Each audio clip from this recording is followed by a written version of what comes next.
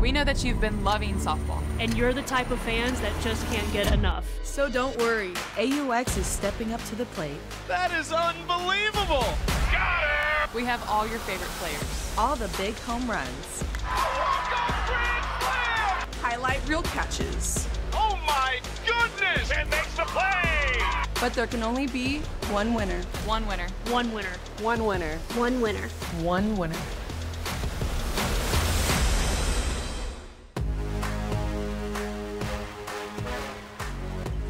Opening day in Wichita, Kansas to find that one winner, which will be crowned in about 15 days' time. It's game 2 of our doubleheader, Team Warren and Team Leach here at Athletes Unlimited AUX Softball from the beautiful Wilkins Stadium on the campus of Wichita State University. If you're new to Athletes Unlimited, 42 of the best players in the world, all fighting for that top spot. They will get there thanks to that innovative scoring system. We'll talk to you about it all season long.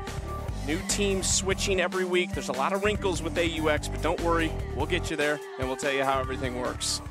Alongside Amanda Scarborough, the former All-American, I'm Chucky Kemp. Already a lot of excitement in game 1 tonight. Did not disappoint, and man, we're ready for game 2 because a lot more stars coming up. Yeah, it's still opening day, and nothing beats opening day excitement, especially when you know you're at the beginning of a season with more softball and more amazing softball. And not only are we at a new place in Wichita, but we have so many new faces that are either rookies who just finished their college seasons or have played a couple of professional seasons elsewhere, and this is their first year playing in Athletes Unlimited. But how about Kaylani Ricketts, who had a tremendous career at Oklahoma, and she's been a pro for about 10 years now. I actually can't believe it, but when she's in the circle, she can dominate 7 career collegiate no-hitters at Oklahoma. I mean, she can dominate in the circle. And then Carly Spade, who is a rookie, a new face, and she came from Miami, Ohio, hit 103 career home runs there, second best behind Jocelyn Allo, who was also in this game. And Montana Fouts is on Jocelyn Allo's team. So you talk about 2 of the biggest names in college softball over the last 25, 30 years, and there's Fouts. Yeah, Montana Fouts, of course, pitched at Alabama, one of the best to ever do it there, a 4-time All-American. She has a ton of fans who are in the stands right now waiting to see her pitch. Speaking of big names in college softball, how about Jessie Warren, who we know what she can do with the glove? She can swing it too. She really can. I mean, she is a captain for a reason, not just the way that she swings the bat, but the way that she plays defense too. I mean, the way that she plays the hot corner is something special, but don't forget, she can swing the bat a little bit too, hit for some power. Her home runs go a long way, but she plays defense too. 2023 AUX Defensive MVP, and she was also the Defensive Player of the Year in AU Pro Softball last year because of defensive plays like this. She can charge it, she can guard her face over at the hot corner with some line drives. I mean, she is special over there at third base. Another one of those fan favorites that you will see here in Game 2 on opening day of AUX Softball. Stay tuned, everybody. Team Warren and Team Leach.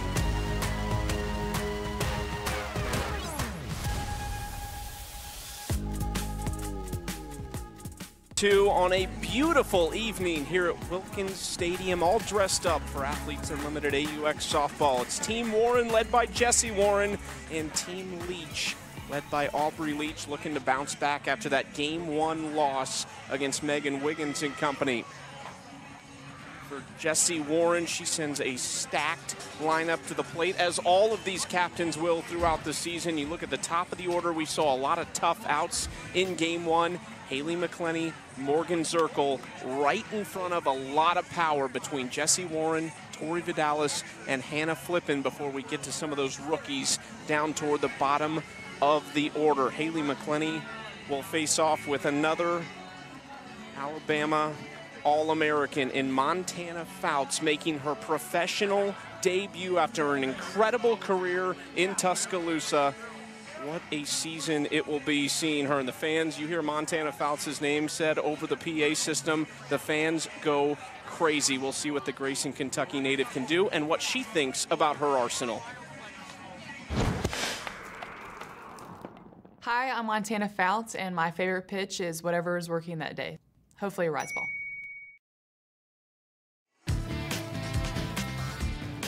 You know, whatever is working that day, hopefully a rise ball at 68, 69 miles an hour. She'll also mix in a drop ball too, but that rise ball, curveball combination is kind of what she's known for, and still trying to work on her off-speed pitches. Talked to her before the game. That's something that she's worked on in the off-season, along with tunneling the stuff that she already has had in her repertoire.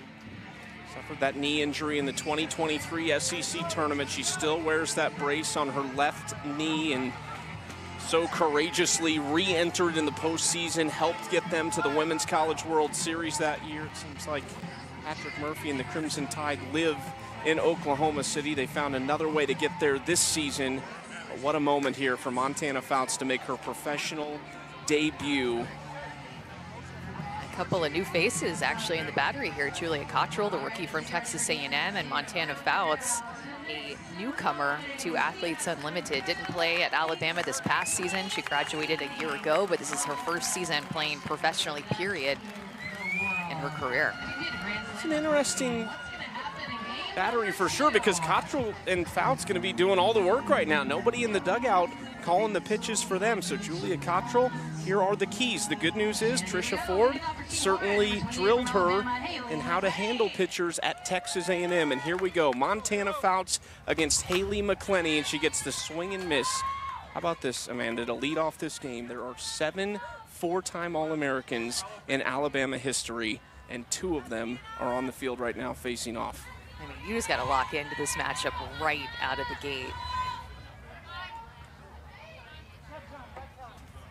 Certainly 2 players who you would expect are some of each other's biggest fans in this field of players.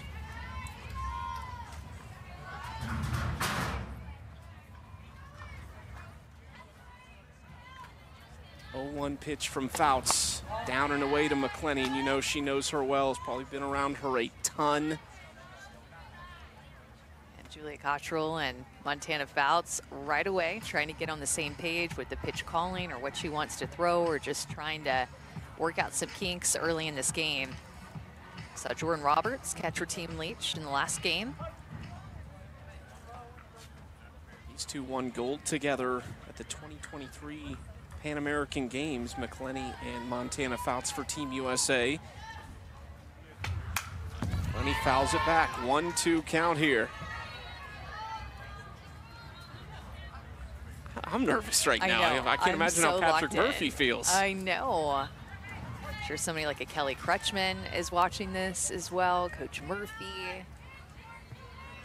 Kayla Bro maybe tuning into this one. Crutchman, another one of those 4-time All-Americans. Bro now on staff at Alabama as Fouts runs that outside for a ball. We lost Kayla Bro this year in our ESPN family. Now coaching at Alabama. 2-2. There's a little off-speed pitch mix there, a pitch that has always been something that Montana Fouts has worked on in her career. Never been necessarily one of her best pitches, but a pitch that she knows that she needs to continue to work on to extend her career as she moves on. And he fights it off again. She's just so hard to put away, even with the speed of Montana Fouts, because she has such quick hands. You see her communicating to Jessie Warren, her captain, and also Morgan Zirkle on deck about what she's seen. There's so much communication that happens in the dugouts, these hitters and the offenses. Lenny struggled a little bit in the championship season last year, but was great at AUX.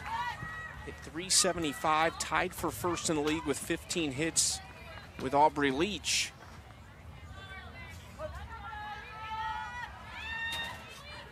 McClenny will represent Team USA again this summer at the WBSC World Cup Finals in Italy. Another foul ball. There's really no time off for somebody like Haley McClenny when it comes to her schedule this summer. Playing softball with the U.S. national team as well as playing AU. It's just going to be go, go, go. The World Championships fall in the early part of July, so AUX finishes on the 25th, then you go to the World Championships, then toward the end of July, you're back in Rosemont for the Athletes Unlimited Championship season, and McClenny wins the duel, the first between those 2 Alabama stars, and she draws the walk. And a 9-pitch at bat for Haley McClenny, just showing her dugout and those on deck and in the hole what Montana Fouts has to offer, and 9-pitch at bat to draw that walk. 10 points for Haley McClenny for that walk on the individual leaderboard as that hits the strike zone against Morgan Zirkle for strike one. Big year for Morgan Zirkle. The head coach at her alma mater, Marshall, just finished her first season.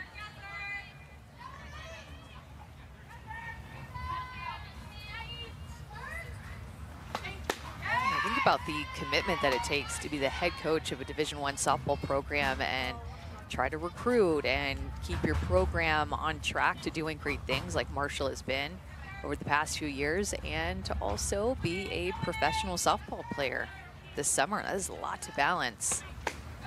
No easy task at all, and that's why not many people, if maybe even Morgan Zirkle, is the first person to be a head coach and also play AU softball. Her entire staff at Marshall is all from the Athletes Unlimited family. Allison Rager is the pitching coach. She's the only one that hasn't played, but she was a facilitator as Zirkle uses the speed, showing it off. Hey, the head coach, she's still got wheels as she's aboard.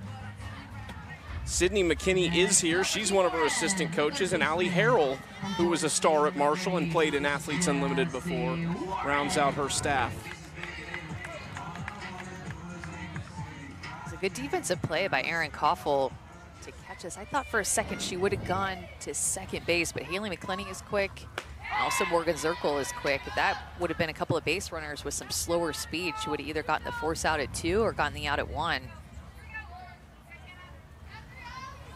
This is a dangerous spot for Montana Fouts in her first career start against Jessie Warren. That's upstairs for ball 1. Again, Fouts wants a timeout.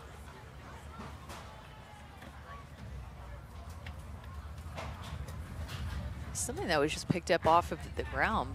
Not sure what came off of Montana Fouts that she's putting back on. Oh, just like some tape that she wraps around her pointer finger there that flew off, I think, mid-pitch.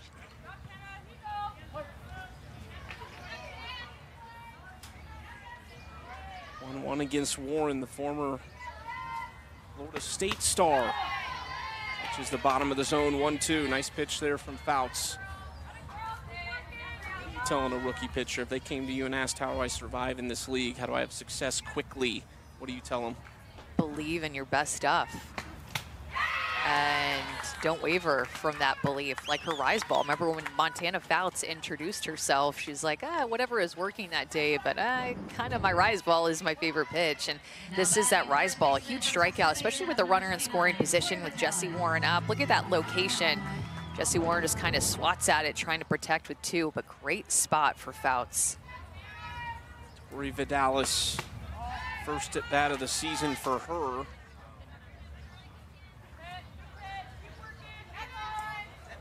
TV Tori, literally. I mean, that's the initials, but one of our co-workers with the SEC Network does a really nice job at the SEC tournament this year and the Women's College World Series.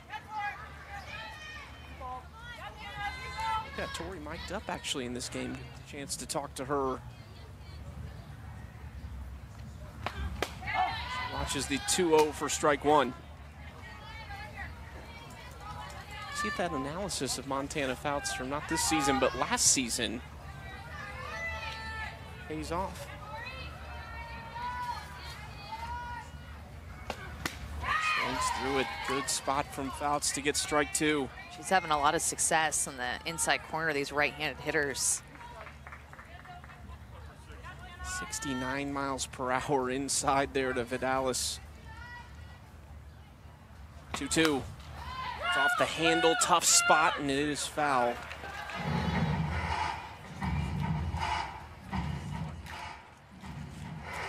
Too, that Montana Fouts has to be a little nervous coming into this game. Finished her career at Alabama and then played with the U.S. national team last summer and pitched a few innings, not a ton, but a period of being off and not facing hitters for a while and entering in, having to face all these amazing hitters right out of the gate.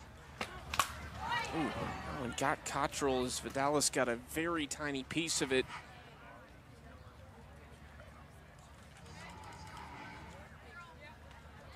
Everybody checking on her. A couple of times that's happened to a Team Leach catcher.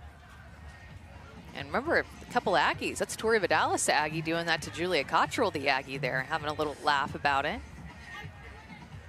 Well, Tori called some of the A&M games, too, early in the season on SEC Network Plus. That was Julia Cottrell very well, and then you were okay there, right? Texas A&M Hall of Famer in 2014. I think you did all right. And just trying to hang in a legendary program at A&M with a ton of history. One that I believe is trending in the right direction right now with Trisha Ford at the helm. I agree with that. This foul down the right side.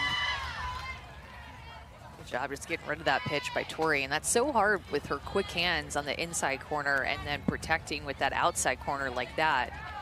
Now you come to this 2-2 count, and you're thinking, okay, where do I throw her? I try to go to that rise ball that she struck out Jessie Warren with. See if you can get her to chase. 2-2 with one away, two on. That one does not get up enough and into left field for a base hit to load the bases here with just one out. It falls in front of Riley West out there in left field. That's why that pitch needed to be in that same location that she struck out Jessie Warren on. That was about eye level. Instead, it's a little bit lower. And you could just tell with how Tori was getting to that inside pitch that she could shorten up and make her swing a compact swing to that inner half. That's why Tori is just so good. She has the home run power, but also has a short, compact swing.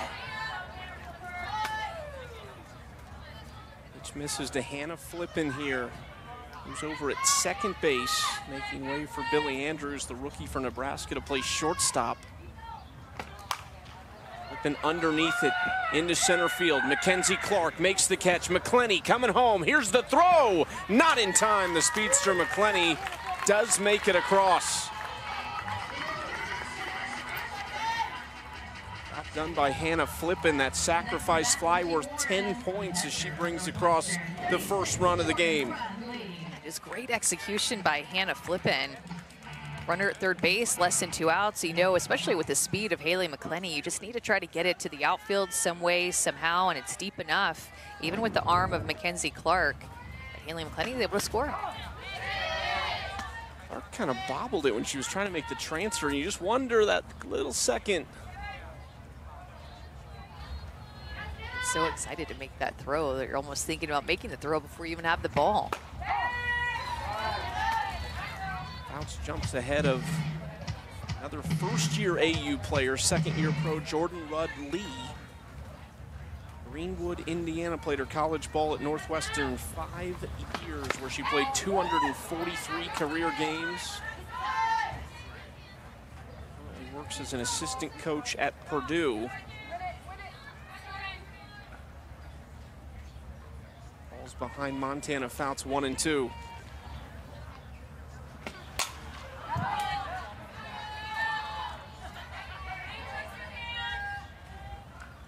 She's bringing it right now.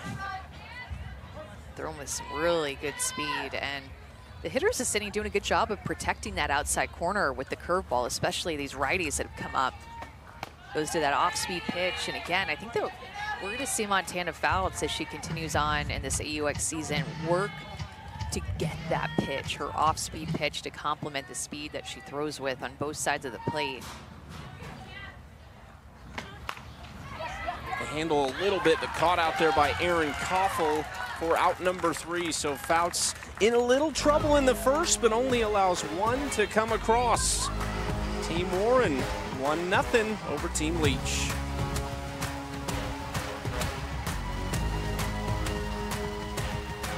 Aubrey Leach waiting to lead her team here in the bottom of the first inning, trailing Team Warren by 1. High fives all around. Aubrey puts herself at the top of that order in back-to-back games. She went 1 for 4 in the first game, but they left 10 runners on base as a team. Look up and down the order. They've got the pop. Bailey Klingler had 2 hits in the first game. Jordan Roberts had 2 hits and brought in 4 runs as they will try to take down Alyssa Denham in the circle for Team Warren, a veteran who has finished as the runner-up twice in her Athletes Unlimited career. Could this be the season Denham gets over the hump? In her 4th year out of Alvin, Texas, played her college ball at Arizona. Let's hear from Alyssa Denham.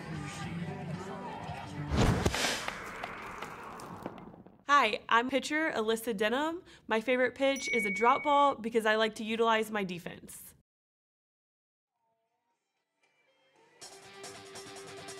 Alyssa Denham is going to work more down in the zone with the drop ball and her off-speed curveball too, and she will mix speeds. You'll notice that curveball, 59 miles an hour, that's going to serve as a second speed for her. So she'll mix her drop ball, it's her hardest speed at 63 to 66, an off-speed curveball, and then also mix in a changeup, but she has great spin and keeps the ball down in the zone, which is a more pitch-to-contact use, a lot of infield outs behind her. Starts Aubrey Leach out with a strike and a ball. Alyssa Denham is the perfect example. You talk about players don't peak in college. Alyssa Denham was a great college pitcher at Arizona. She spent a year at Louisiana, then went to Arizona. She was 3-time All Pac-12 in her 4 years there. She is exceptional now, has completely elevated her game. The last 2 championship seasons, a 13-1 record and a sub 1.8 ERA. It's hard to do. I mean, a sub-2 ERA in back-to-back championship seasons, which is just a longer season than AUX at the end of the summer. It just speaks a lot about her and continuing to work to get better and just how deceptive her movement is and her off-speed pitches.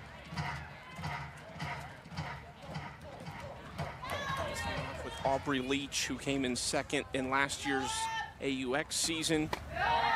Denham has been second in the last 2 championship seasons.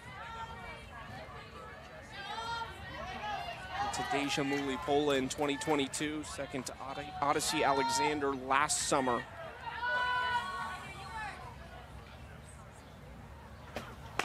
Leach swings through it, and strikeout number 1 of the season for Alyssa Denham.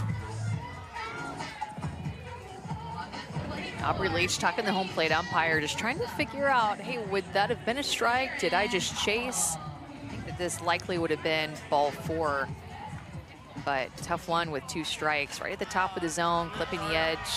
Jordan Rudley loving it. Aaron Koffel watches strike 1 from Denham. Koffel showed off the glove in that first game, making a really nice over-the-shoulder catch at shortstop that ended up doubling up Nadia Taylor. Fouled up and out of play. 0-2.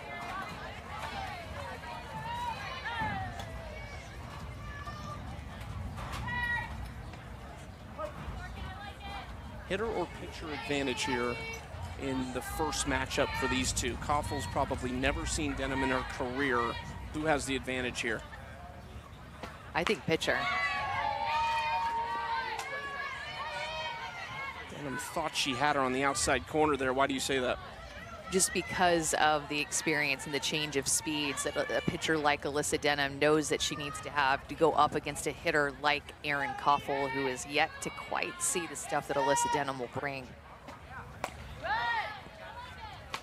Just spins so much out of her hand. I mean, even that one just floated up and out of the zone. It's supposed to be lower than that. She didn't want that to rise up and out, but you can just see how much spin these pitches have out of her hand. 2-2. So fouls that off. Is there something like when you were a senior at A&M, junior, senior versus your first couple years that you would have told yourself from a mechanical standpoint or an approach standpoint that we're seeing from some of these veteran pitchers now? I think it's just to continue to find ways to get better every single year, even if you had a great year, like Alyssa Denham finishing second. Who gets into this one to deep center. McClenny throws her arms out and makes the catch near the warning track for out number 2. Just continue to find ways to dig deep to get better. Not saying that I didn't do that, but I don't feel like I did as good a job at that early in my college career because I'm a freshman, All-American, Big 12 Player of the Year. Like, I'm good. I don't have, not that I didn't work hard, but yeah, I'm just going to continue to do what I did. But you have to continue to find ways to reinvent yourself. Like, talking to Alyssa Denham before the game, one of the things that she wanted to work on this season is throwing more hard in to left-handed hitters. Something that she still doesn't feel like she's her best at, so something that I'm going to be looking for is that. So just finding these little nuances and ways to get better like that. They've seen Bailey Klingler here in the 12 matchup between Arizona and Washington. roller left side. Here's Warren for the first time at AUX, and she makes the play. 1, 2, 3 for Alyssa Denham. That's 10 inning win points for Team Warren as they lead 1-0. Let's take a look at the Game 1 MVPs brought to you by the U.S. Air Force. How about this? Taylor Edwards, Bubba Nichols, some of those big swings in the first game as Edwards takes 60 points for herself. Nichols gets 40, and the rookie, Kayla Kowalik, or excuse me, the first-year Athletes Unlimited player, Kayla Kowalik, gets 20 points. That goes in order of most to RBI to least to RBI. Edwards had 4 RBI, Nichols had 3, and then Kayla Kowalik had 2. No pitchers getting in on the action in terms of MVP. When you score 9 runs and drop some bombs and have a multi-hit day, I mean, I guess that's what's going to happen. The hitters are going to rake in the MVPs. Now a chance for the bottom of this order. Carly Spade, Billy Andrews, Kaylee Harding, 3 rookies coming to the plate for Team Warren. Carly Spade, you see that swing? You know what she's thinking about. And it's home runs. The second all-time leader in NCAA history in home runs, played at Miami, Ohio. All-time leader is in the other dugout for Team Leach and Jocelyn Allo.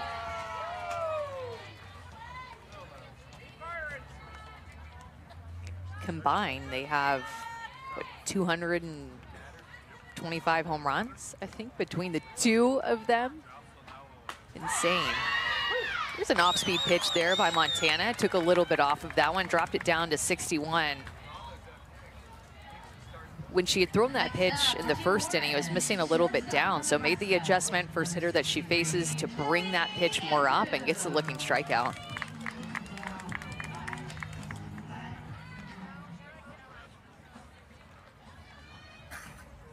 Gives way to Billy Andrews.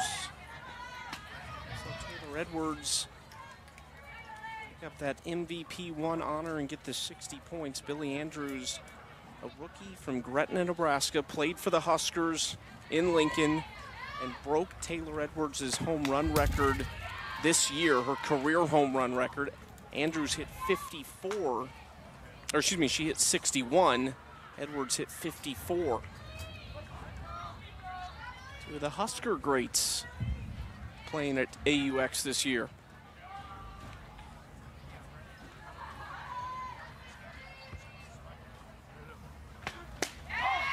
Good spot. Really good spot. Montana is feeling very comfortable early in this game, throwing inside of these right-handed hitters, which has always been a big part of her game, of course, to throw inside at different levels, right at the knees, belt high, and then up and in on the hands to these right-handed hitters. 1-2. In the right field, decent run there, but catches made by DeBoard. 2 outs.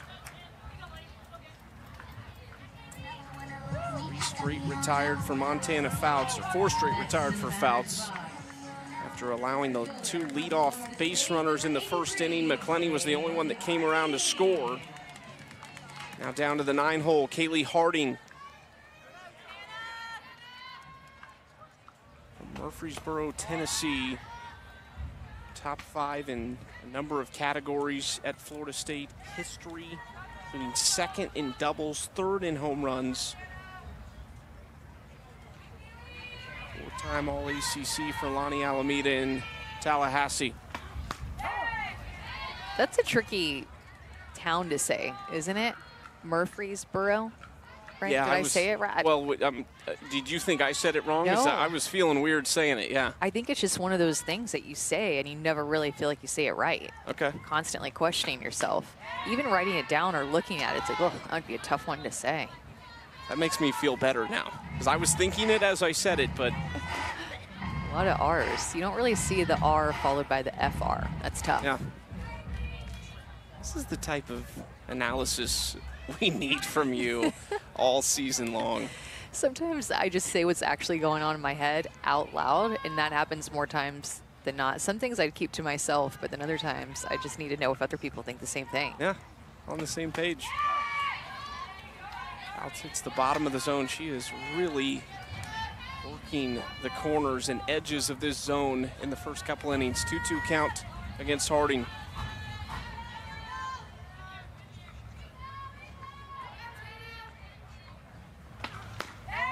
Outside, Harding hit .342 with 15 home runs and 65 RBIs this year, all of them career highs to finish off an incredible Seminole tenure. 3-2 from Fouts is inside. Nice AV there from Harding, and she reaches for the first time as a pro. 10 points on the leaderboard for Kaylee Harding thanks to the walk. So first time through the order, Montana Fouts throwing almost 50 pitches that they were able to see against her. A lot of good at-bats, making her go deep into the count. A couple of walks first time through, one by McClenny, who's coming up now, and then one by Harding. Now the Crimson Tide matchup again, McClenny and Fouts. And I got some updates from Emily Petek, who is an Alabama Hall of Fame fan for Alabama softball, and she said everybody is glued to the TV about this matchup. They are invested, all caps, invested. I'm just wondering, what are they hoping for? Maybe a split? Oh, She sees her twice, 1 and 2. You get a little success for each side. that's a good question. Maybe just Haley sticking to singles. We don't need any extra base hits. 1-1 gets the swing and a miss, and 1-2. It's a great setup of that pitch up in the zone. Threw the off-speed pitch and didn't get it for a strike, but then goes up in the zone. It makes that pitch look even faster up in the zone following the changeup. Can Fouts win the battle this time?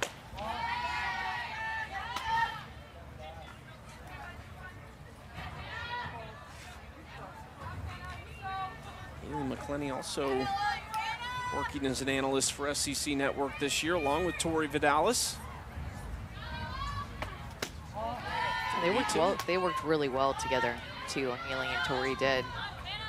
Now Haley and Tori on the same team with Team Warren.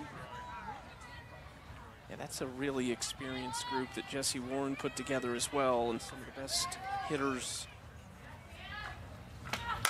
McClenny pops it up and foul. Well, I think maybe, did Jessie Warren go a little defensive heavy? Now, of all the great defensive players that she picked, like a Haley McClenny, like a Hannah Flippen, who's also been a defensive player of the year, I believe, at some point in AU, and herself, that's some heavy defense who can also swing it really well. That's a good point. McClenny slaps that one foul. Gosh, she's just such a tough out because she just does not go away. With 2 strikes, she can just get rid of so many pitches. Inside, outside. I mean, I think I say this about her every time, but she's just a little pest at the plate with 2 strikes. She just does not give in at all. 8th pitch coming. 3-2. McClenny smokes it and caught out there by Mackenzie Clark. So Fouts gets her out the second time, and Clark makes a nice grab. Bottom of the second coming up.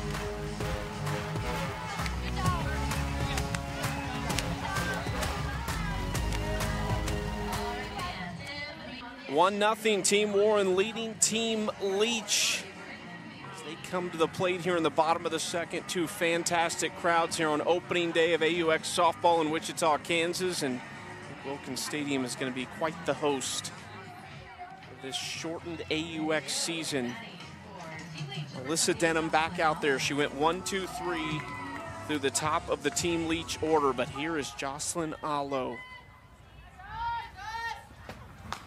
She takes the first pitch for ball 1. She was 0 for 3 with a walk in the first game, still looking for that first big swing. I think everybody here is hoping for that.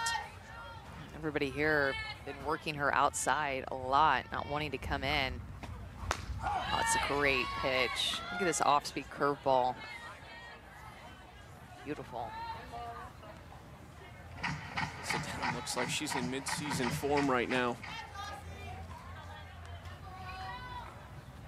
122 home runs at Oklahoma to set the NCAA record, and not narrowly.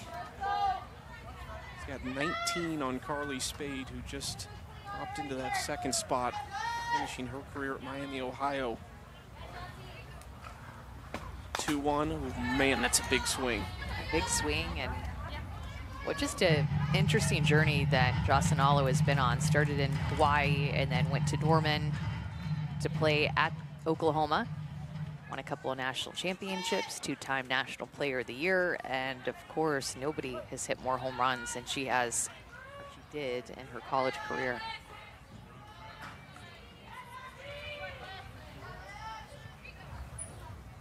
Two. It's fouled straight back.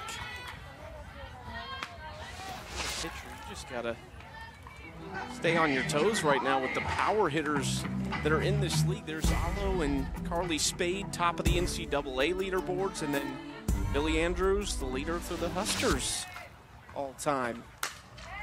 Hits this hard to the left side. Bobbled for a second. They still get her at first base as Andrews makes the play at shortstop.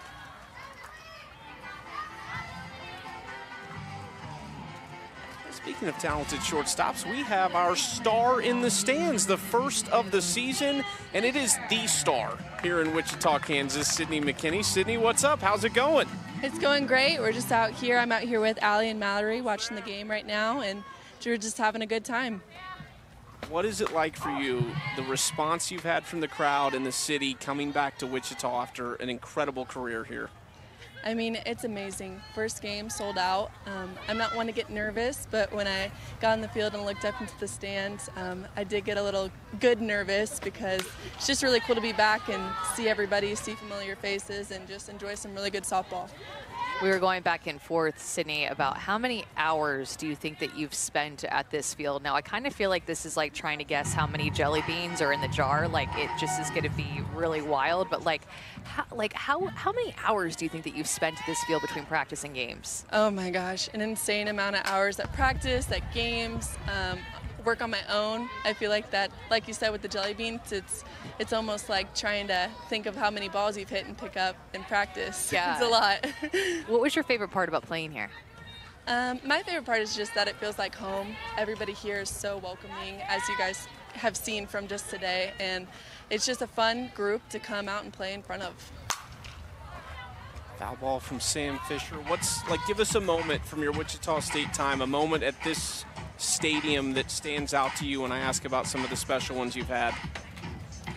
A moment that stands out to me is my senior day. I was lucky enough to be in a class of 3 seniors, so we each got our own senior day. I was Sid Senior Sunday, and it was a sold-out crowd.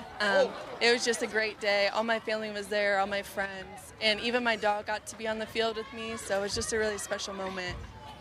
And Sydney, you like art a little bit, right? Yes, ma'am. What all do you like to do within art, and how did that start? It actually started during COVID. Me and my roommates had a paint and sip night, and I painted my dog, and it ended up being kind of good.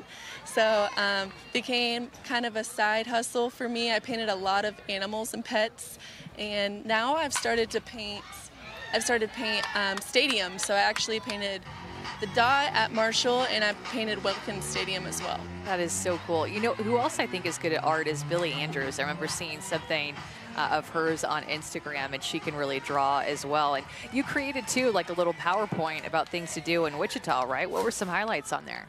Yeah, I just wanted everybody to feel really welcome when they got here. There's a lot of places to go, and I didn't want them to feel overwhelmed. So I put my favorite spots to eat. Oh, great play. I put my favorite spots to eat. I put things to do, people to see. So I just want everybody to have a great experience while they're here. What's prep been like for you? It's your first year not coming out of a college season. How much different was it just preparing for this year? Obviously, you're coaching at Marshall with Morgan Zirkle, so what did you do there to stay in shape? Yeah, it's definitely a lot different. You got to find the time to work on your own, especially with the full-time coaching job. So that was a little difficult, but luckily I have Allie Harrell and Morgan Zirkle to keep me in shape. We work out, we hit together, and sometimes I get to get in on the scrimmages with the girls, so it's a lot of fun. Awesome, Sydney. Thank you so much for doing this. We're going to check back in with you later, but sign some autographs and have fun. Sounds great. Thank you guys so much. The star. I mean, you heard her name called. There's 3 Wichita natives that are here. Julia Cottrell at the plate is one of them. Kelsey Stewart-Hunter is another one. She got off to a great start. Really, all three of the Wichita natives have started good tonight on day number 1. Truly feeling right at home.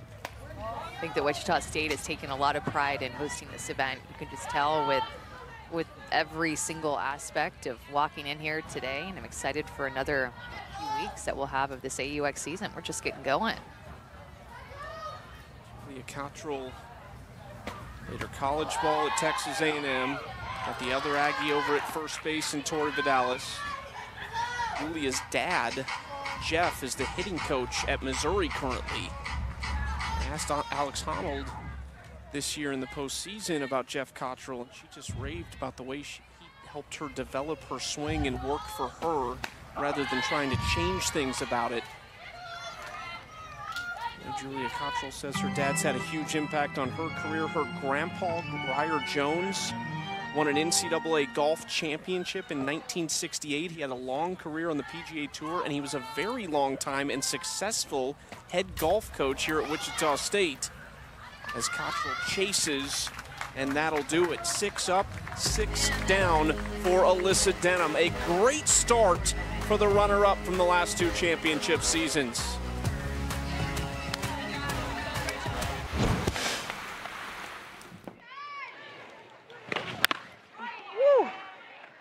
That was crazy. You good, fam? Yeah. Aggie on Aggie crime, bro. No, you're good.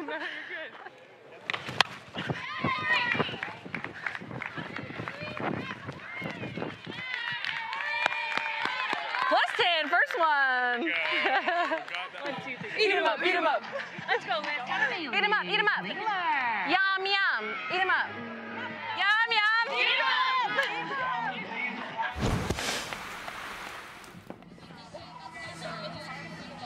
I love the difference in the professional Tori Vidalis as the analyst on the air, and then just completely living it up on the field. And I don't know what she was talking about. Yeah, I don't either. And I just honestly, I wish we could get Tori to have more fun when she's out there on the field and in the dugout, and just maybe smile a little bit more. I mean, she is just always having such a good time. And how about Haley McClenny, her studio partner there, giving a little insight, whispering something into her ear. Maybe the microphone picked up on that. We can hear maybe what Haley told her. Yeah, that's got to be some high-level talk between those two on and off the air. Really enjoyed listening to them at the SEC tournament this year. Get to talk to Tori this game as well, as we see Morgan Zirkle lead things off. 2-3-4 here. Zirkle, Warren, Vidalis against Montana Fouts. Montana gave up the 1 run in the first inning, but what have you liked from her in her pro debut? Yeah, I like the way that she's worked both sides of the plate pretty well and worked around a couple of walks, especially, or there's been one in each inning, but especially a leadoff walk to Haley McClenny didn't allow her to score. She scored, but Zirkle didn't. Thank you. She did work out of a jam in that inning. Two Thank runners you. left on base. I got you.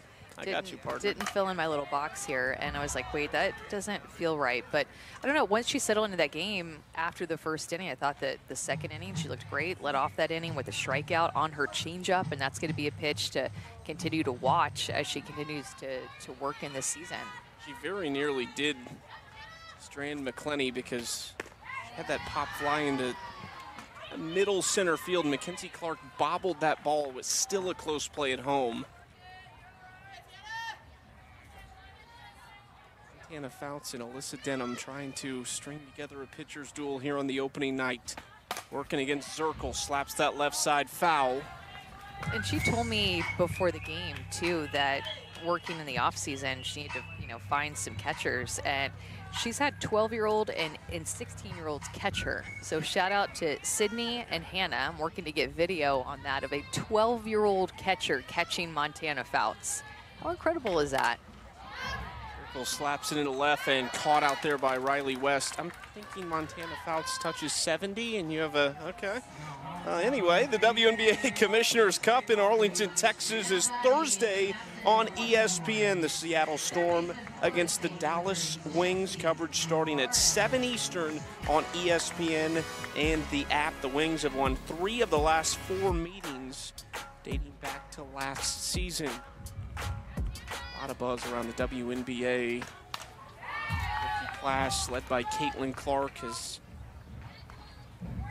made some waves, certainly. There's been some controversy, but hey, it's all good.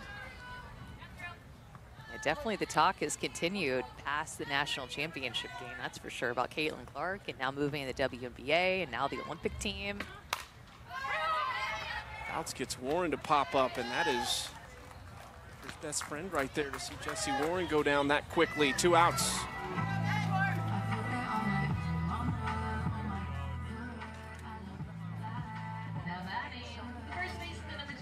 Here is Tori Vidalis. Single in her first trip to the plate.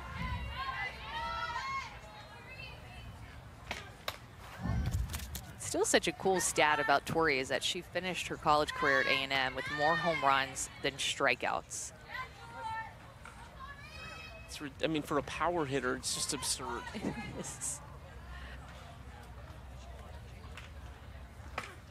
Well, it tells you how good her eye is.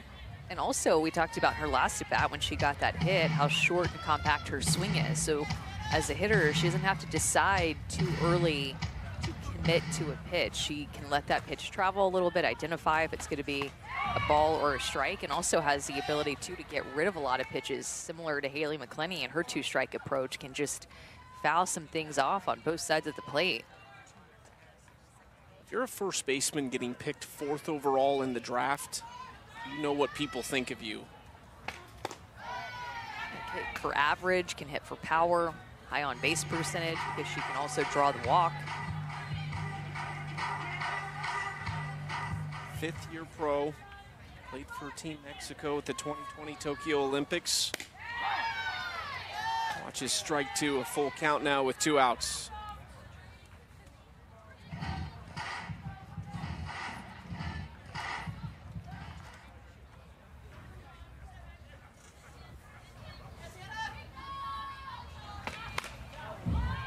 Sends that over the dugout and out of play. See, and that's how you limit strikeouts like that. I mean, that pitch was 2 balls off the plate, but she has such good hand-eye coordination and her short swing just to be able to get rid of pitches with 2 strikes consistently over and over again. Captain looking on and watches that for strike 3. The 3rd strikeout for Montana Fouts as she puts up another 0 in the top of the 3rd. Doesn't happen much that you're going to get Tori Vidalis looking, but she set up this outside pitch. Her curveball gets Vidalis.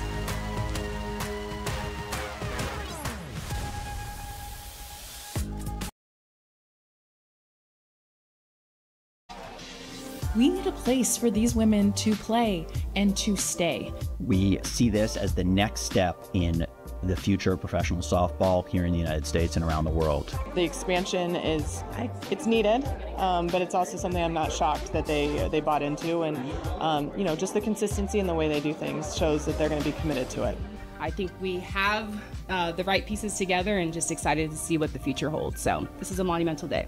There is traditional, but there's always this nuance and pushing the boundaries of what professional sports, not just softball, can do. And that unique ability to have the athletes be showcased, especially as individuals and then within a team, is what makes it so great.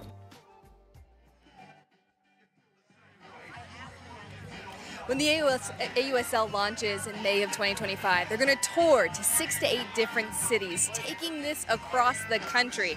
And then the following season, it's going to shift to being city-based across the board. From the star-studded group who was at the press conference, there was so much confidence in Athletes Unlimited, who has a great track record in softball, to do things right and for this to be the next step for the sport.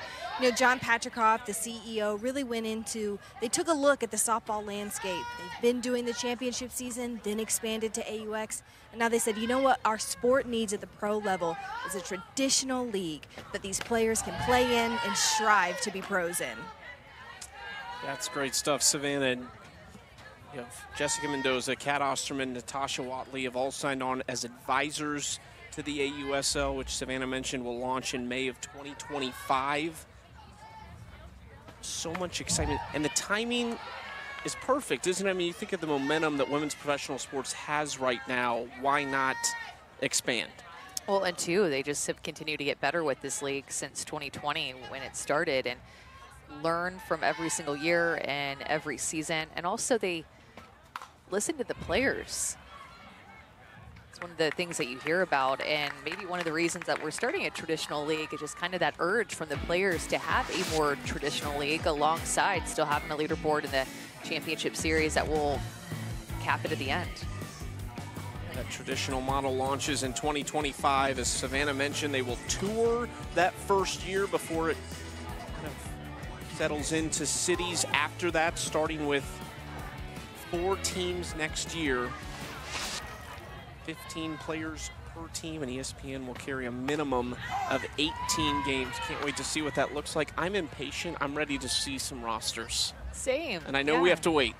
Yeah, we have to wait a little while, and we have a couple of seasons here at AUX and the championship season, more in August, so we got a little wait, but I'm with you. Very impatient. Clark puts down a bunt. Warren coming on, not going to get Mackenzie Clark. Darting down the first baseline, an infield single, good for 10 points.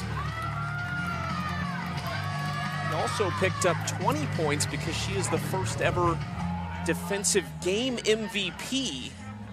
That's voted on by the players as well, but she can do it with the bat. And to lay this down the third baseline where Jessie Warren resides, remember she was a defensive MVP of AUX last season and Athletes Unlimited softball defensive player of the year. I mean, you're really feeling confident if you test her, angle your bat, drop it down the third base line, and Mackenzie Clark just is such a good athlete, so much speed. Mentioned Clark getting the defensive MVP in game 1 tonight. That has to be voted on by at least 50% of the players. Warren fires it to Vidalis for the double play. Isn't this game funny? We just talked about her laying down a bunt to Jessie Warren and testing her, and then Jessie Warren is able to double her off. Mackenzie Clark getting a little too far off of first base, and Jessie Warren's got that. 75 degrees here in Wichita. We have a lot on the line as we go to this 4th inning. 330 rollover points. Montana Fouts hoping to keep it going. Has had 3 strikeouts, a strikeout in each inning, 1 on her rise, and then 1 on her change, and then 1 on her curveball. So 3 strikeouts by 3 different pitches. Montana Fouts continuing to mix and find the feel for that off-speed pitch as this game has gone on. We'll see 5, 6, 7 here for Team Warren. Hannah Flippen, Jordan Rudley, and Carly Spade. Flippen had the sacrifice fly to drive in Haley McClenny in the 1st inning. Flippen, longtime pro, 5th year for Athletes Unlimited. Later college ball at Utah, led them to a super regional with Anissa Ortez in 2017. And Utah last year going to the Women's College World Series for the first time since 1994. Oddly enough, though, this is Flippen's first time at AUX.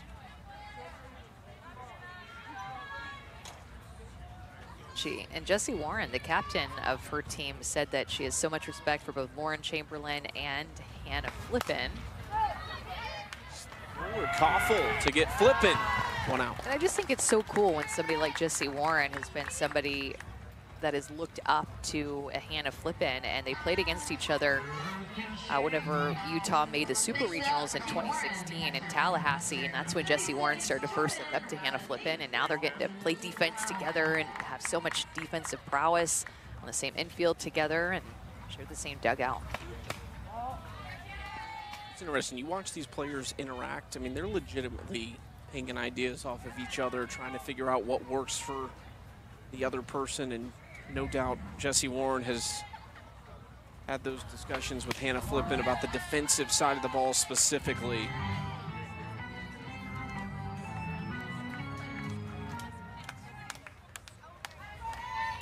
Fouts behind in the count, 2-0 here to Jordan Rudd-Lee. Foul ball for strike one. This game has just played out so differently than our first game that had a final score of 9-5, and Team Wiggins scored 6 runs in the top of the second inning. So right out of at the beginning of the game, it was just a high-scoring game. We're gonna have to go back and check it, but I know you're gonna remember the doubleheader team last year at AUX really struggled, and that is a tough day to have a bad day on. It kind of leveled itself out because everybody did, but you've got to find a way to get some points on those doubleheader days, especially when you're starting the series off with 2 games, as Rudd-Lee is aboard with a 10-point walk right there.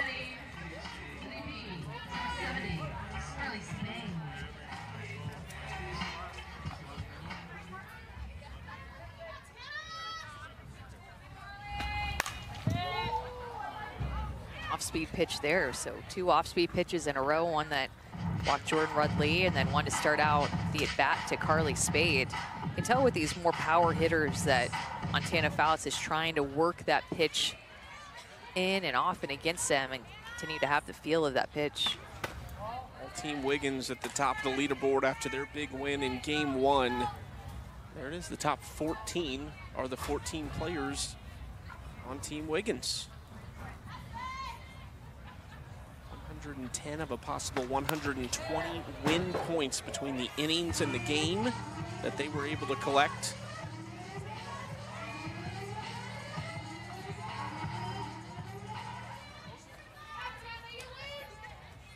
One-two count to the power hitter Carly Spade. Outside ball 2.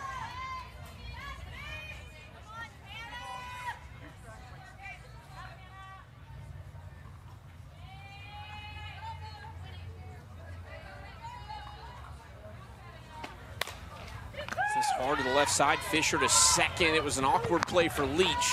They can't turn 2, but there's 2 away.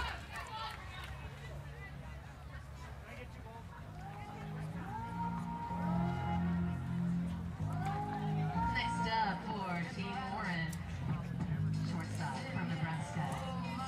One on for Billy Andrews.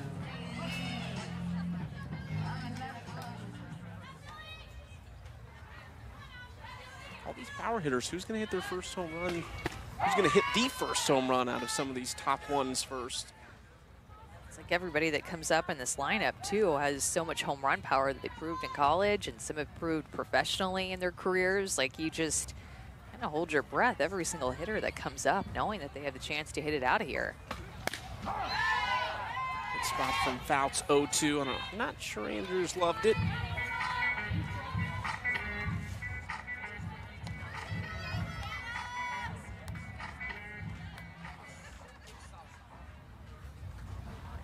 For Montana Fouts.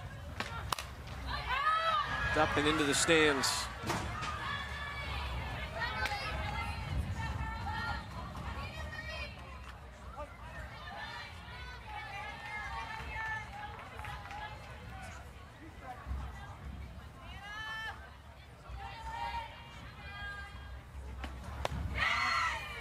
Just misses to Andrews. It's a good pitch, though. 5 inches of vertical break. Good take by Billy Andrews to notice that it's going to be a pitch that moves out of the zone, but oh, it's a good pitch. 1-2. Got her on the inside corner.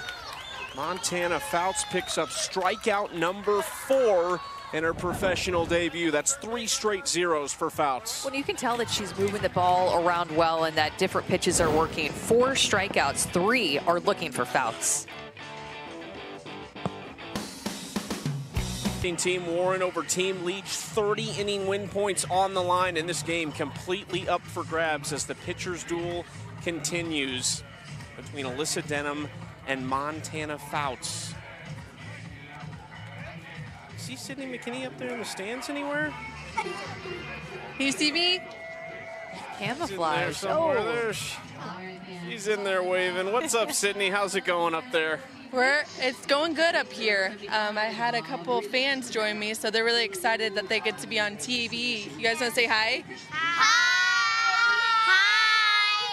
I think there's some future analysts in that crowd right now, but they're pretty excited. Tell us, all right, we've got the pitchers duel going, Alyssa Denham and Montana Fouts. I know you saw Denham last year in the championship season. What makes her so tough? Denham's just elite.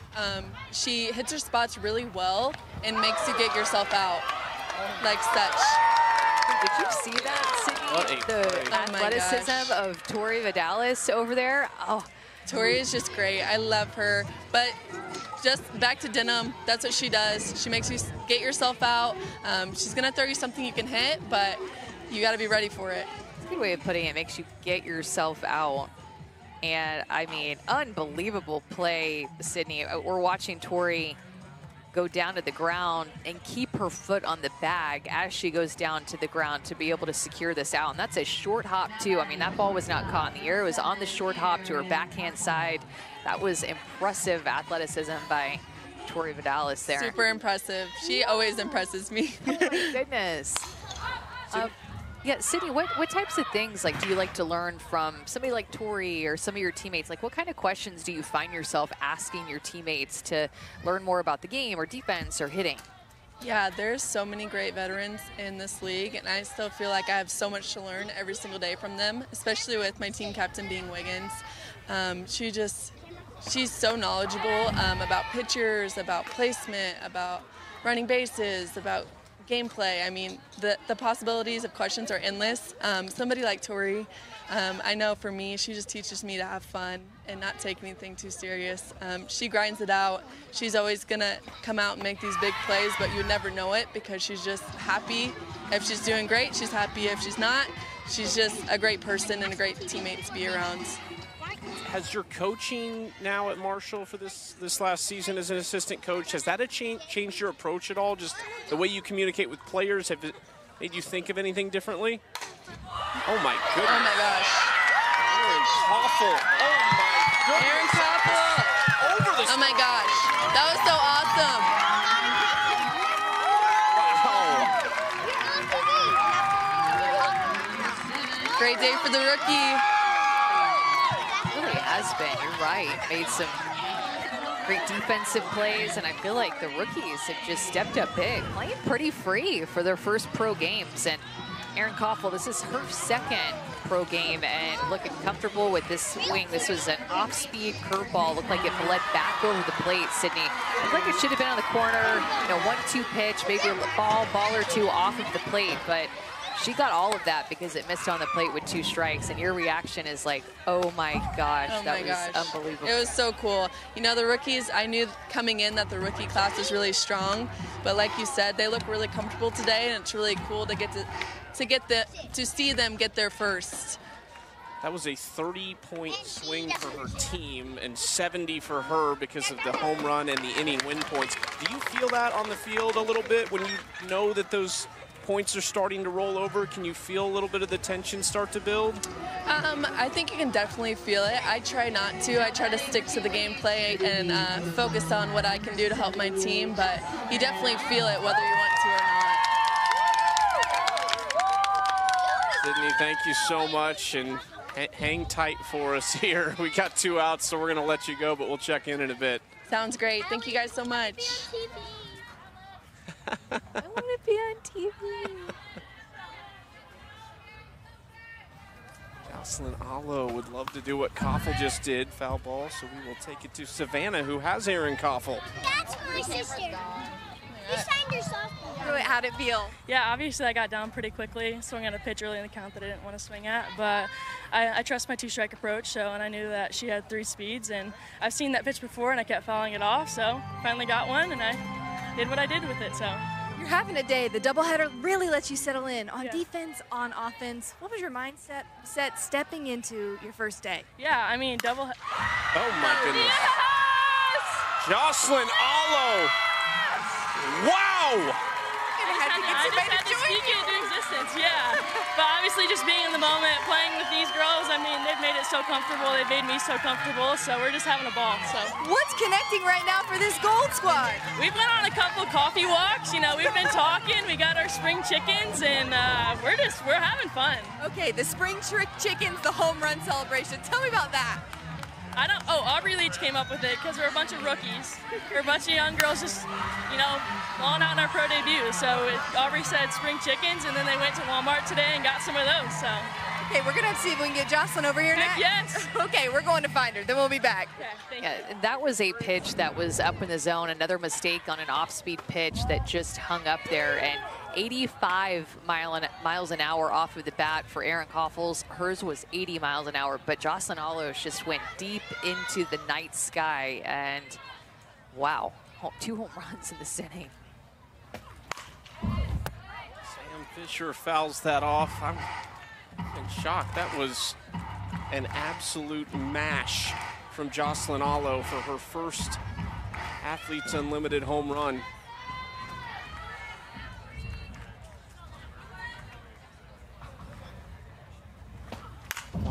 Fisher into right field. Harding makes the catch. The rookies having a day this time for Team Leach. Koffel and Allo. Amanda, what are we witnessing right now? Well, we witnessed an adjustment by Erin Koffel, the rookie, a 2-strike home run that got them on the board, and then Jocelyn Allo fed off of that energy, sat back up an off-speed pitch up in the zone, and got in on the action too. Erin Koffel and Jocelyn Allo coming through with their first professional home runs.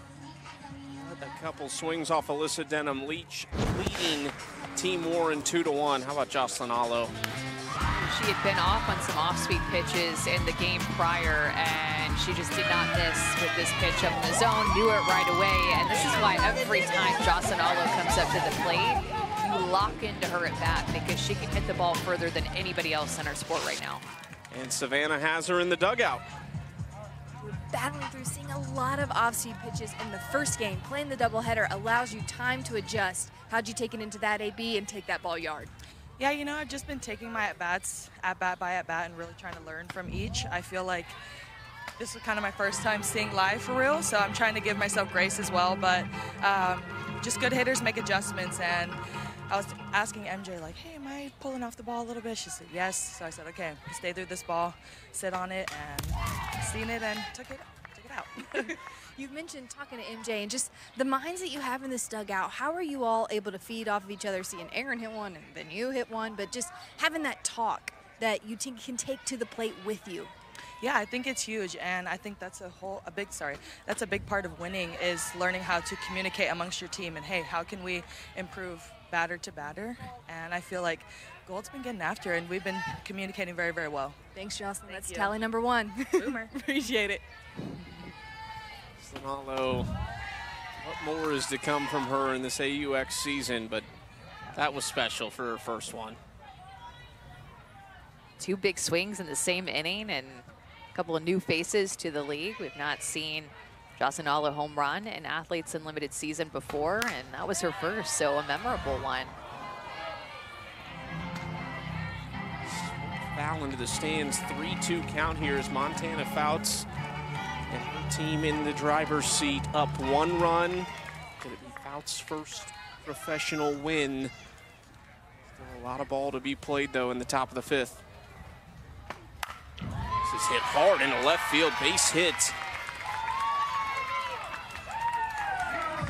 Harding coming through. It's the 9 hole setting the table for the top of this order. First pro hit, already reached once before. Saturday on ESPN in Louisville, Kentucky, Racing Louisville FC against New York Gotham FC in WSL. Saturday, noon Eastern on ESPN and the app. Racing Louisville hasn't lost in their last 3 matches. From Tennessee, number 73, Peyton Gutschall.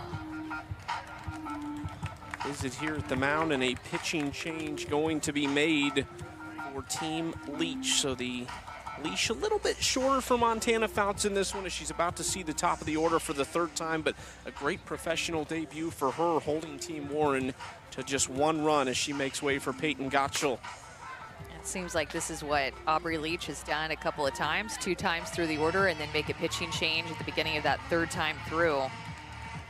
Gonna mix some things up with Peyton Gottschall, rookie coming in to complement Montana Fouts and her speed. It's gonna be Peyton Gottschall and her spin that will really stand out. Let's see what Gottschall has to say about herself. Hi, I'm pitcher Peyton Gottschall, and my favorite pitch to throw is my curveball. I love throwing my curveball because of the spin and the movement I get on it.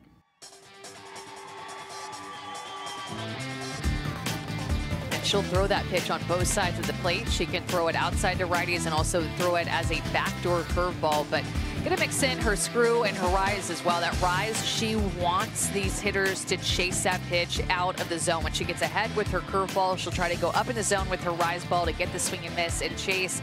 Mix in her changeup a little bit, but that curve and her rise are a deadly combo when she mixes them up and is Peyton corners. This is Gottschall's 2nd career appearance here. She pitched in the 1st game tonight through 1 inning, didn't allow a hit, no runs, no walks, and struck out 1. And it took her just 7 pitches as she delivers strike 1 to Haley McClenny.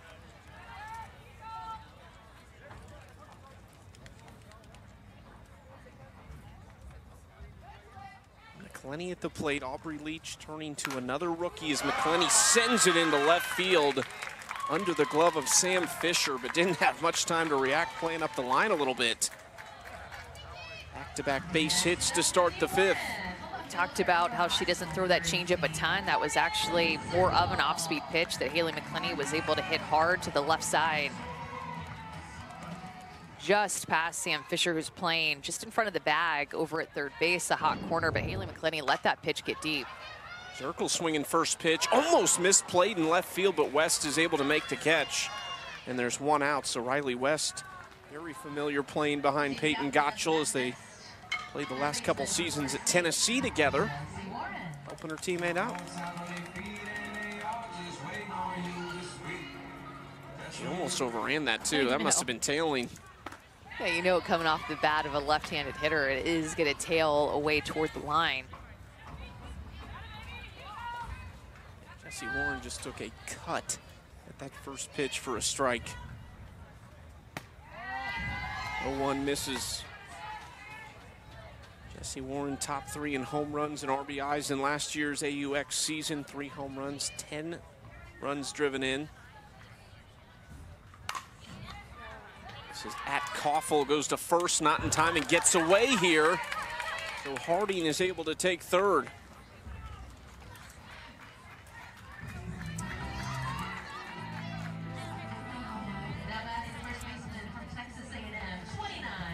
Jesse Warren now 0 for 3. Aubrey Leach has to be really happy with her 2 rookie pitchers, keeping Warren quiet in that 3-hole.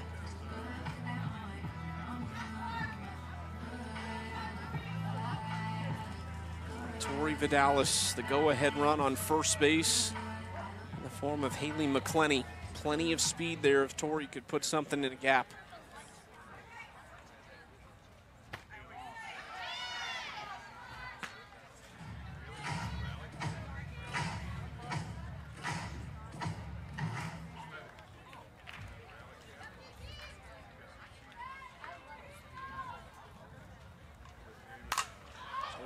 Deep into right field, but over to it is DeBoard, and that's going to do it, stranding a pair. Nice work out of the bullpen from Peyton Gottschall, helping out Montana Fouts, who had a great start to her pro career.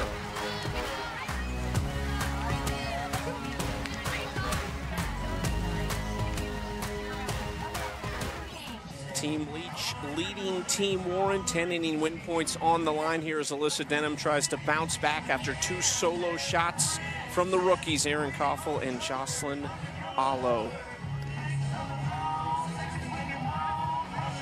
Tori Vidalis. Tori Vidalis mic'd up in the field. Tori, what's up? Hello, how's it going? You're great. How are you for this AUX season? Pretty good. Wish that one would have found some grass, but I'm good. You're seeing a lot of pitchers for the first time here.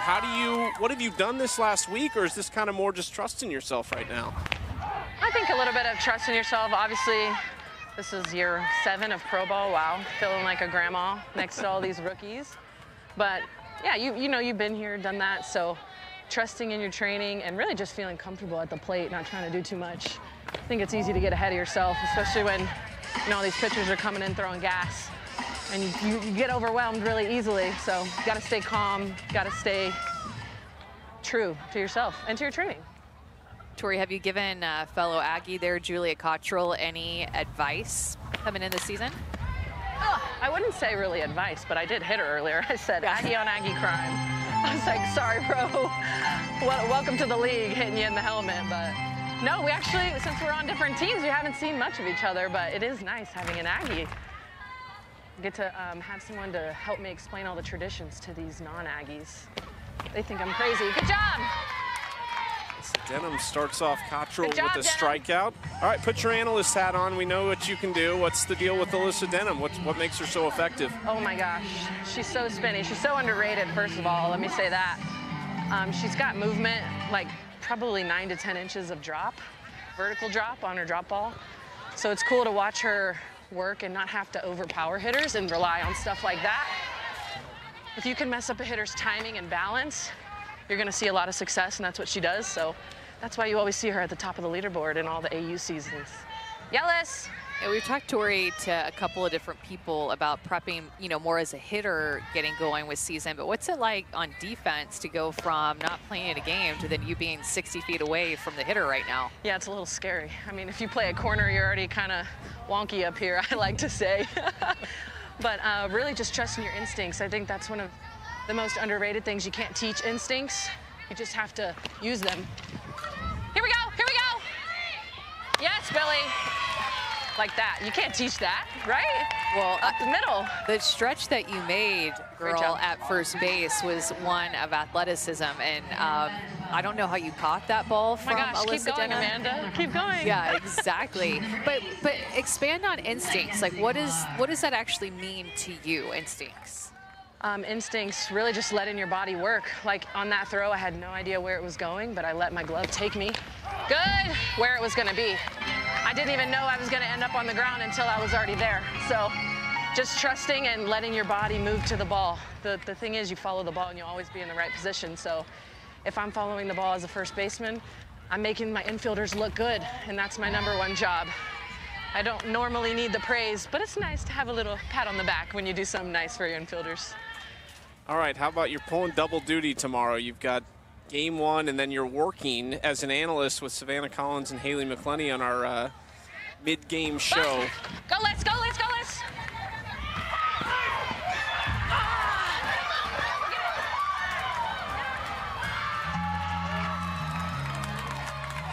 A ton of speed now at second base with 2 outs. Here we go. And she's fast. I mean, second time that Mackenzie Clark has laid down a beautiful bunt and been able to use her wheels. This has been well executed. This time down more toward the first base line, but Alyssa Denham was able to field it and just was so fast. Mackenzie Clark getting down the line. I think they might want to review this one to see if maybe the toss from Denham actually beat her or if Clark did indeed beat her. I just won. You got you. That is indeed. The call on the field is safe at first base. The play's under review. It's challenged by Team Warren. They will challenge. The challenge we had in game 1 was about 15 seconds or less. It was incredible. The replay official is here on site in the press box, working with our on-field crew. Rick Cohen behind the plate, Naomi Erdahl over at first base, and Mark Craver at third base here. This is big. That's the tying run standing out there at second base with 2 away. Yeah, and it's confusing too with so much movement of Anna flipping, coming over to cover. And also Mackenzie Clark's foot just getting in there. Oh man, this is one that it's so important to know what the ruling on the field was, and it was safe, but it's hard to see too if she has the ball in her glove, and we already have a decision. That is really tough. Man.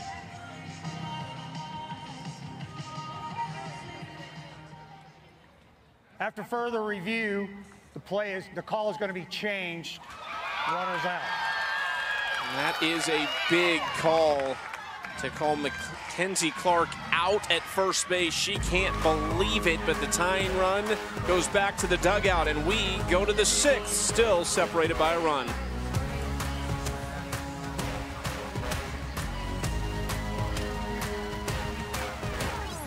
Team Leach over Team Warren to cap off opening day here in Wichita, Kansas. Still 2 innings to play, a lot to be decided.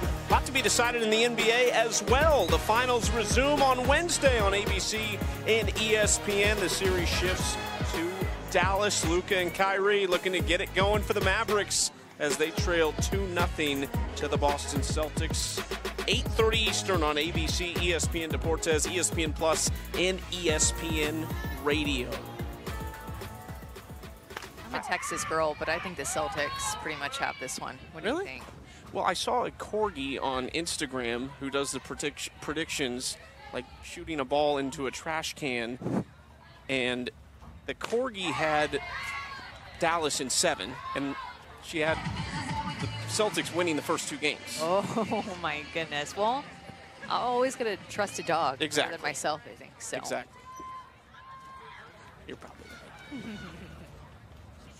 0-2 flipping off the end of the bat. Peyton Gottschall, what a great start to her career. Quickly retired the first 7 batters she has faced as a pro. The sky come down, the mountains fall to the ground. Now batting number 36, Jordan Rudley. 7 of the first 8 she's faced, I should say. Rudley into right field deep and caught out there before the warning track by DeBoard. That one-handed plenty single was the blemish. That's it. This looked great. Come into relief in both games and just continue to spin this and get some mishits.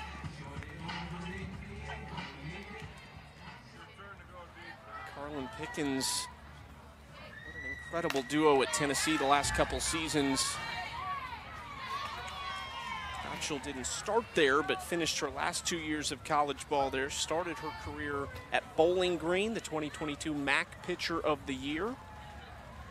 Got to pitch with Ashley Rogers, too, on that staff last year. Oh, man, stabbed it and flips it back with a little attitude. Peyton Gottschall having quite the opening day as she goes 1, 2, 3, rapid fire. A 6-pitch inning for Peyton Gottschall, and look at her get ready to field her position. She's not shying away from that line drive. She's going to get it. Gottschall, nice inning.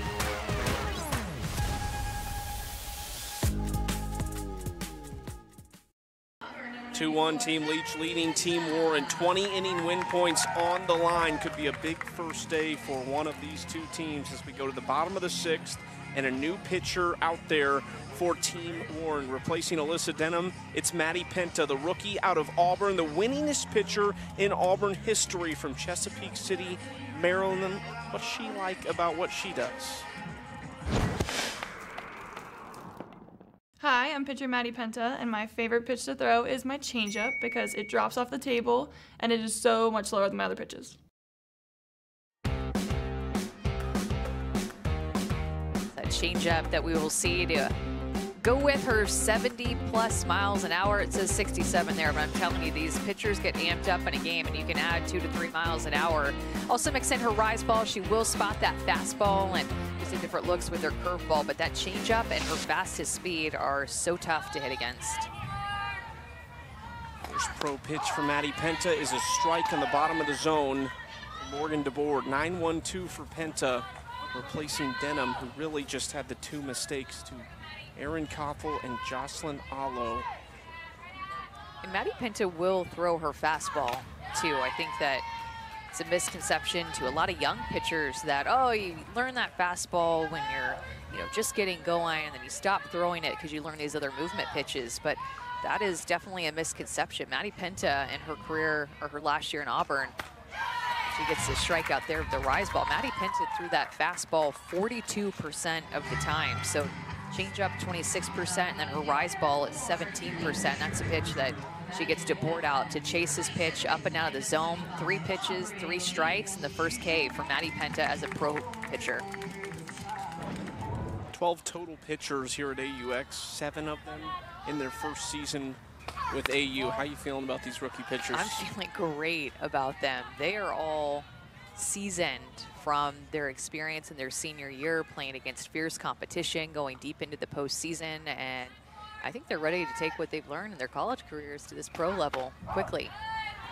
There's a lot of energy here right now. I mean, it's day 1, and you're still maybe knocking off some of the cobwebs. Haven't seen live action in a while, but I thought the players have come out with a ton of energy. It helps, too, when it's not 105 degrees outside. It's actually kind of cool here right now. Players started arriving about a week ago here in Wichita. You start to get amped up for the season, start to hit the field a little bit with open practices. Draft on Friday. And here we are, Series 1, and about to cap off day number 1.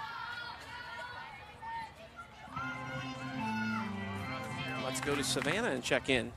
Talking to Maddie Pinta coming into this season, she said she owes so much of her success to her Auburn head coach, Mickey Dean. She said his goal for her throughout her whole college career was to go pro. And because of his encouragement and belief in her, it made her believe it was possible. So now that she's here at AUX, she wants to take advantage of this opportunity and really try and earn that spot in championship season. She really talked a lot about his influence on her to have bigger dreams than even she could imagine. And now she's living them out today in her pro debut. Well, Mickey Dean has experience as a professional head coach in the NPF for the Chicago Bandits, so he knows what it takes to get to that level and have success. So pretty cool to see Maddie Pinta step into the circle for the first time tonight. Also had an impact on Odyssey Alexander, who started game 1. Yeah, former head coach at James Madison. He had some great players at James Madison too. few pros out of JMU, thanks to Mickey Dean. She can pop the glove now. Maddie Pinta is tall and she can bring the velocity. That looks like spotting up a fastball right there, but a couple of players who you know have seen each other, both rookies, Koffel from Kentucky and Pinta from Auburn.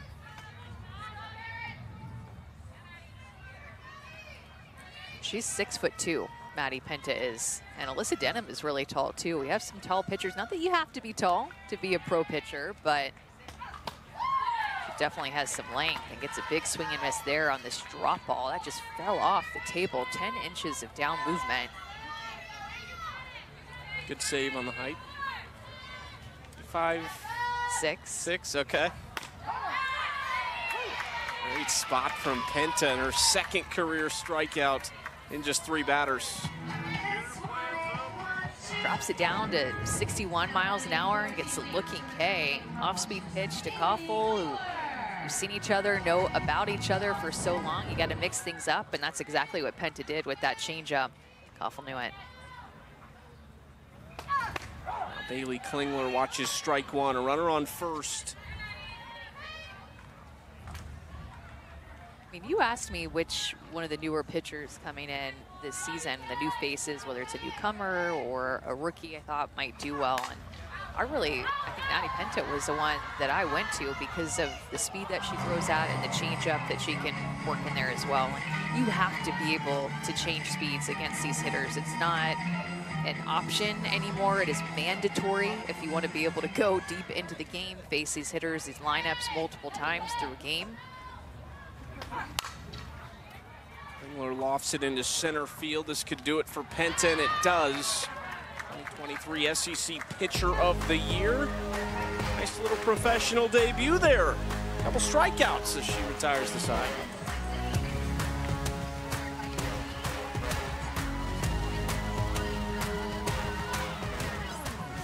Athletes Unlimited Pro Softball is fueled by Gatorade.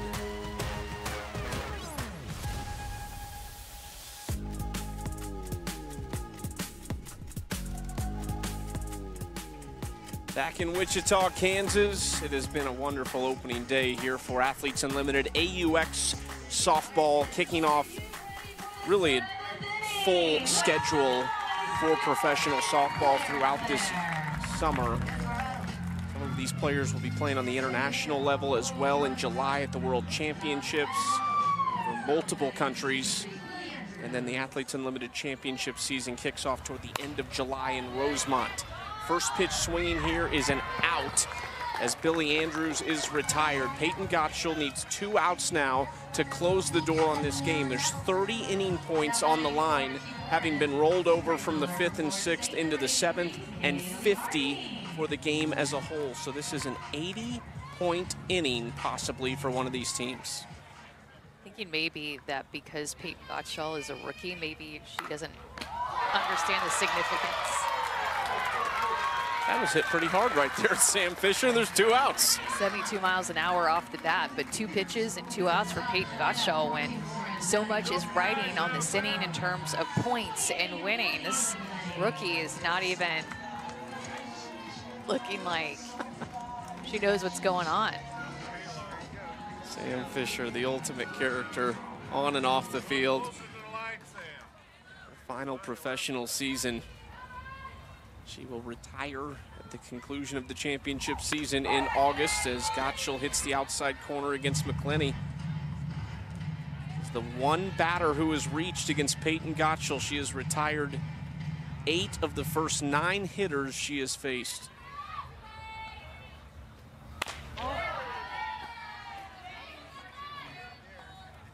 She works at a fast pace too, Peyton Gottschall does. You have a pitch clock, just 15 seconds on the pitch clock compared to college is 20. Man, that's a good pitch. That's that backdoor curveball. Uh-oh. It's not good. Christy Bredbender is here out in left field, and I'm thinking maybe there was a time that the lights went off because it just turned 10 p.m. here. And we need head coach of Wichita State softball to get the lights back on, but yeah, I think it's on a timer. All right, fans, we're getting a little excited out there. Please stay seated for the moment. Once again. Too late in Wichita. Fireworks are not starting yet. There are fireworks tonight, so the fans thought maybe an early treat there. Yeah, just literally one strike away, 1 out away. Oh, fireworks just started. Oh my goodness.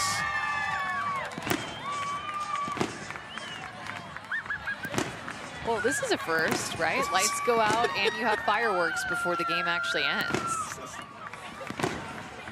We are 1 strike away from this being over, potentially, and we've gotten a show first. And obviously, there's some kinks to work out at the first time that you've ever been at a facility, and I think we found one of the kinks, is that we got to have the lights on past 10 p.m. I don't think you can stop this either. I'm just going to say, I don't believe this fireworks show gets stopped. Yeah. I think these are all, once it's going, it's going.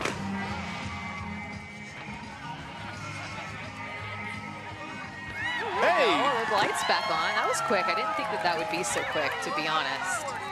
Are we going to get this final out with the fireworks going, potentially? Did they stop it? Okay. Okay, whoever turned the lights on that quick is the real MVP. All right, 1-2 count, 2 outs. That's how you end opening day, right there. Taylor McClenny is like, what is going on? Imagine if the lights would have gone out in the middle of a pitch. Yeah, you got to repitch, right? I don't know if that's in the rule book. Yeah, I don't know if that one's in the rule book. The PEC has something to discuss now. We need a new rule. If the lights go out mid-pitch, we redo it. All right, well, little reset here. 1-2. Got her looking. That is tough for Haley McClenny right there. Gottschall loving it. That's 80 points for everyone on Team Leach, collecting those inning win points and the game. And Peyton Gottschall, the fireworks came early, and then she closes the door in one pitch. Peyton Gottschall did a great job in both games. What a rookie debut and day for Peyton Gottschall, and a lot of these rookies, so many new faces. We talked about it at the top of the show with newcomers and rookies who are fresh out of college, and this has been a really special day. Nothing beats opening day, and Aubrey Leach's team had to play the doubleheader, came away with a win at night, and a lot of points headed their way. What a debut for Peyton Gottschall today. 2 different appearances. Jocelyn Allo hits her first career home run. Montana Fouts was tremendous. I'm combining the 2 pitchers after those performances. Today for opening day of AUX, and we look at those 2 big swings. Aaron Koffel first. Yeah, both of these happened in the same inning, and that was in the bottom of the 4th when Team Leach would respond back. It was a rookie with a solo shot with 2 strikes, and then Jocelyn Allo, not right after, there was an out, and then she came up, hit this 1-1 off-speed pitch way out of here, and that's how Team Leach would win this game. Savannah has 2 of our newest stars, Montana Fouts and Jocelyn Allo. Montana, 4 innings pitched, just 3 hits, 1 run, 4 Ks. Tell me your mindset stepping into the circle today. Honestly, just today, I knew that we were going up against the best hitters in the world, so I just wanted to give my best for the team. I feel like we bonded really quickly over the past couple of days, so I just knew I got to make a good pitch, and they're going to fill their position really well like they did. I know the game just ended, but things you learned about yourself and about this league to take into the rest of the season. Pitch by pitch. I mean, I feel like it's like that for everybody. I mean, no matter what position you play, but I'm going to take it pitch by pitch and just trust my teammates. Thanks, Montana. Appreciate it. Thank you. I'm also joined by Jocelyn Allo. Jocelyn, take me into this offense that really clicked in the second game. It only took 2 runs to get it done. What does that take for this team to be able to come together and bounce back? Yeah, it's huge. I think a lot of it is just us continuing to focus up and really listening to the vets, but taking everybody's opinion into consideration and, okay, we got all these ideas. How can we make this work? How can we score some runs? What's the identity of this Gold Squad that allows them to squeak those chickens and also put runs on the board and get it done on defense too? We are the Spring Chicks, and I just think we know how to get after it, and I feel like we have bonded so well over the last couple days, and we're just having fun. We're happy to be here. Thanks, Jocelyn. Go celebrate. Boomer.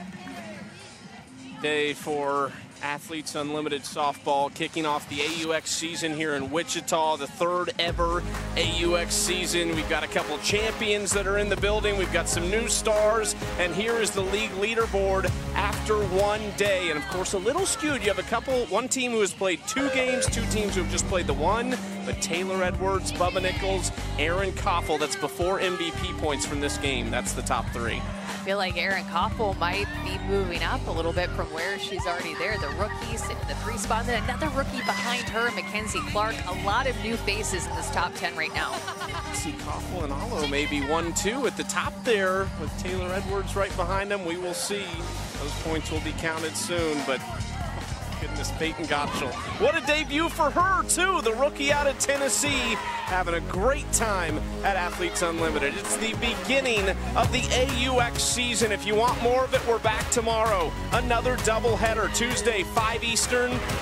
Kick things off with Team Warren and Team Wiggins. What a night on opening day. For Amanda Scarborough, Savannah Collins, Casey Carter, Aaron Angel, our entire fantastic crew, I'm Chucky Kemp. We will see you tomorrow night from Wichita, Kansas.